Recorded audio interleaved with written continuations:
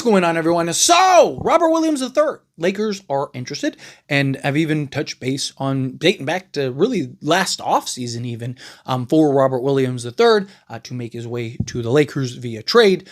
And now the Lakers are the favorites for his new team and new destination per Bovada as well as BetUS. Now, obviously, that it doesn't necessarily mean that he's for sure coming, but there has been a lot of buzz all offseason about Robert Williams III, that the Lakers are really interested in bringing in Matisse Thybulle as well as Robert Williams III. Two, the Lakers now since landing Marcus Smart, there have been reports that the Lakers are really intrigued with bringing in Robert Williams more than ever because of him and Marcus Smart and their relationship and how they can kind of have that team to add to the Lakers, right? So I would love Robert Williams III. I mean, in all honesty, he's the exact player the Lakers need. Exact. The problem is the amount of games he plays, right? Like if you had a crystal ball and you knew like, hey, Robert Williams is going to play 65 games and be fully healthy the entire playoffs, I'd be like, dude, go trade what you have to get. Go get Robert Williams and Matisse Thybulle, right? Go pull off that trade, make it happen. But the problem is you don't know that. You look at the last few years, the most he's ever played in a season is 61 games. If he gave us 61 games off the bench, perfect. I'd be totally okay with that. But you don't know if he's going to do that. He played 20 games, 6 games, 35 games, 61 games, 52 games, 29, and 32. I mean, you look at literally the last 3 seasons from 2022 to 2025. I mean, he's played, 61 games. He's played the 2021-2022 season. He played as many games as he's played in the last 3 seasons.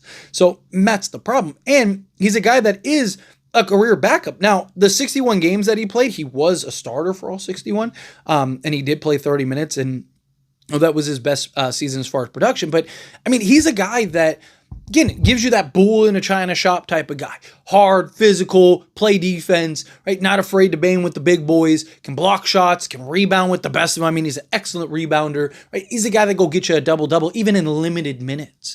And you know, you'd look at him as a guy slotted in a backup role behind a DeAndre Ayton, I think make all the sense in the world. I like him more than Jackson Hayes, right?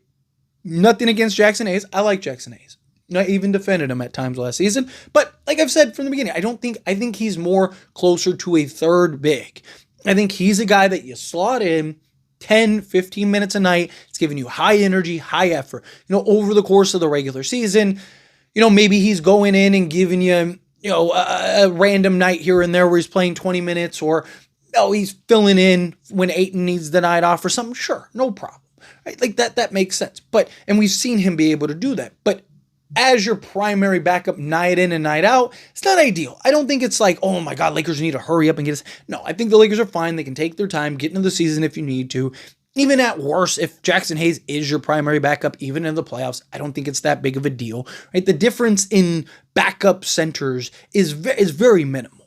Right? The difference between a Jackson Hayes and even like a Nick Richards isn't like astronomical. It's not like Jokic compared to even like an Ayton or something, right? Where it's just like glaring holes, right? Like, no, you're not getting that insane production from a backup center more often than not. Yeah, they'll have their games, they'll have their outlier moment stuff, but they're usually backups for a reason. Right? Because they're not consistent enough to be starters, or they're not good enough in certain areas to be starters. And so, again, I don't think the backup is something that absolutely needs to be addressed, but if you can do it through the mix of moves and trades that you're making, then sure, right? Like if you can get a Matisse Thybulle and in the process of getting Matisse Thybulle, essentially get Robert Williams III for, you know, pennies on the dollar, then sure, right? Like, because now you're solving 2 needs. Now you got that 3-and-D wing that you've been looking for, and you got a better upgrade at the backup center if healthy. And that's the key, if healthy. You know, so look, if the Lakers can bring in Robert Williams III, I am all for it. I have no problems with it. It is a risk,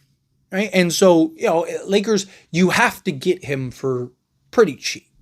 Like, and not just that, but how many teams are going to go and and pony up first round picks. They've been trying to get a first for Robert Williams for 2 years now. They're not going to get it. They'll be lucky to get a second because, again, you don't know if he's going to play for you, and he's on an expiring contract, so he could just leave. Right? Especially if you don't want to pay him and he wants a bag or something like that. And if he can't stay healthy, you're not paying him anything, right? Like if he gives you 20 games next year, you're not giving, like, sorry, buddy, you're a vet minimum guy at that point. Right? Like, teams aren't going to go and give you $20 million a year to play 20 games. You know, you're not going to make $1 million a game. It's just unrealistic for this situation. So Portland has to understand that too. There's also the potential of Portland buying him out.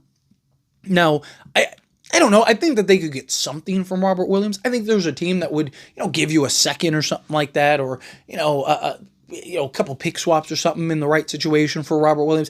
So I do think that they could get something for Robert Williams, but who knows, right? I mean, they've been trying to shop him. They've been trying to trade him for some time, and they haven't been able to do it because Portland still has several centers, right? Donovan Cleveland is going to be their starter, and then they have Yane Henson. So those are kind of the two guys, but then they have Reith and all these other guys. So Robert Williams III kind of makes sense to get off of him if you can. You're not going to pay him, and give him a new contract. So if you can get anything for him, anything is better than nothing. Right? So you add him as salary to a, Matisse Thybulle trade. I do think that makes a lot of sense.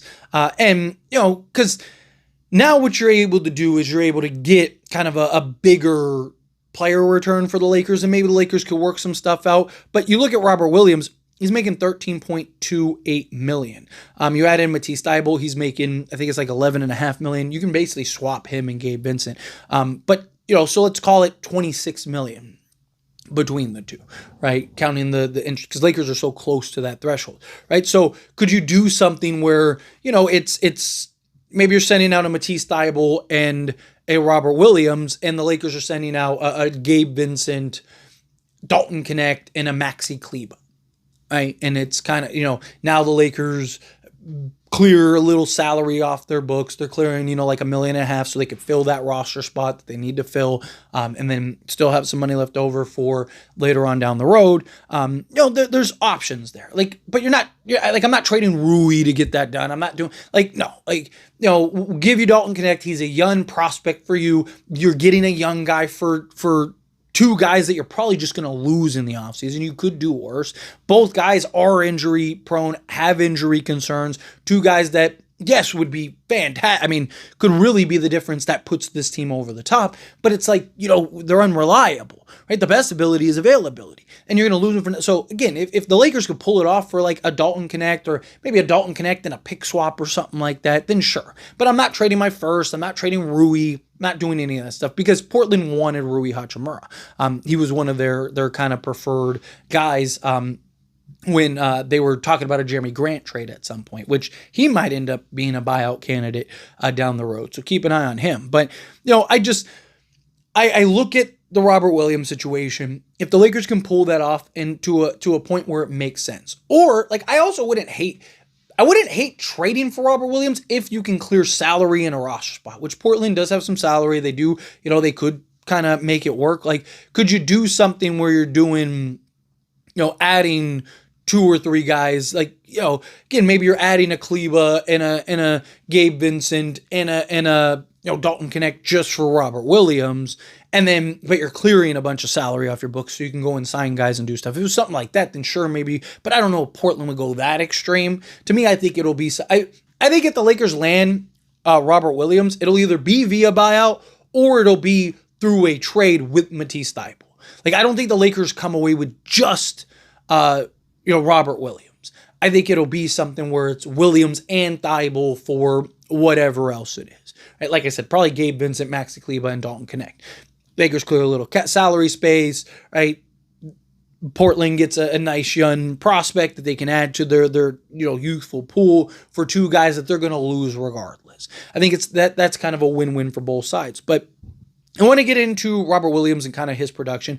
Good thing is if he can finally get healthy and get right, I mean, he'll be 28 before the season begins. So talk about a guy that you could still have if he can get himself right, 5-6 years as a primary backup, and is one of the better backups when healthy. I mean, even in a limited role, like I said, I mean, he played 17 just under 18 minutes per game, 17.6 minutes per game, and was a 6-6 guy.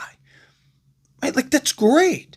Rebounding, lob threat, and he's the exact kind of guy that slots in alongside Luka. He'd probably be close to a double-double guy in 18 to 20 minutes of action on this Lakers team, because you have Luka, you have LeBron, you have Austin Reeves, you have these guys that can set him up and get him where he needs to go. But to dive into Robert Williams, 20 games played last year, 3 games started, 17.6 minutes per game, 4 attempts, 3.9 to be exact. He was 64.1% from the floor. 3-point range on 0.2 attempts, he was 33%. Not a guy you want taking threes, right? Like, stay away from 3-point shooting. But 2-point range, 65.3% on 3.8 attempts. EFG of 64.7%. Free throw shooting, he was 88.2% on 1 attempt. He is a career 67.4% guy, but you look at the last 2 seasons. He was 88.2 last year, and he was 78% on 1.5 attempts the year prior. So that's a good sign that he can knock down the free throws with some consistency. Again, he'd be in a backup role, so I don't think it's that big of a deal. But definitely something to kind of keep an eye on.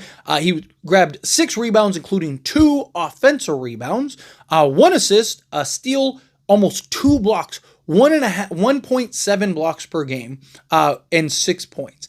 That's ridiculous for 18 minutes of production. You look at his per 36. Now, per 36 doesn't tell you everything. Kind of gives you a little idea of what he could provide this team if he was to play heavy minutes in a starter role on any given night. He would be 12 points, 12 rebounds, 2.2 assists, 1.5 steals, and 3.4 blocks per game. 3.4 blocks per game. Right? Like, that's ridiculous. If you can go get Robert Williams III, go get Robert Williams III. It makes sense that he's the favorite. Lakers could use a better backup. He's been linked to the Lakers from some time since they got Marcus Smart. Right? They've kind of been more incentivized, supposedly, to go get a Robert Williams. So again, he checks off all the boxes. If you can get him, I don't want to get him. Like, I don't want it to be like a Gabe Vincent, Dalton Connect for Robert. Like, that to me would just be a disaster. I'd want it to be something where you're landing a Robert Williams and a Thibault, right? So you're getting both. You're getting Matisse Thybulle and a Robert Williams in exchange for, like I said, Kleba, Connect. And it's like, what are you going to get that's better than Kleba? Or better than, Kleba could be pretty good. What are you going to get that's better than Dalton Connect? Sorry, right? Like, seriously, what are you going to get that's better than Dalton Connect for those two with the risks, the injury issues, all of that? And then also, Kleba could be nice for them, or they could ship him out, for a second-round pick or a young player or something like that to a team. It's an expiring contract, so that if they do just let him fall off the books, then fine, let him just fall off the books, and you keep and preserve salary space. Right? Like, or you can maybe you can flip Kleba and Gabe Vincent. I think there's a lot of veteran teams that would take Gabe Vincent. Phoenix is a team that might take Gabe Vincent. You got a couple teams that I think would take him on and maybe throw you a second or something like that, right, to go get him. So I think it'd be good for all sides. But let me know your thoughts and opinions down in the comments.